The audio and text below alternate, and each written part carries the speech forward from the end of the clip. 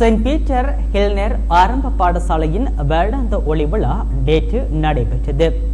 நேற்றைய நிகழ்வில் மாணவர்களின் கலை நிகழ்வுகளாக வரவேற்பு நடனம், ஆங்கில பாடல், கோலாட்டம், நடனம், பாட்டு கச்சேரி, கிராமிய நடனம், இசையும் நடனமும் ஆகியன நடைபெற்றன. அத்துடன் பேச்சு போட்டியில் வெற்றி பெற்ற மாணவர்கள் பரிசுகள் வழங்கி கௌரவிக்கப்பட்டனர். நேற்றைய ஒளிவிழா நிகழ்வில் பாடசாலை ஆசிரியர்கள், மாணவர்கள், பெற்றோர்கள் என பலர் கலந்து கொண்டனர்.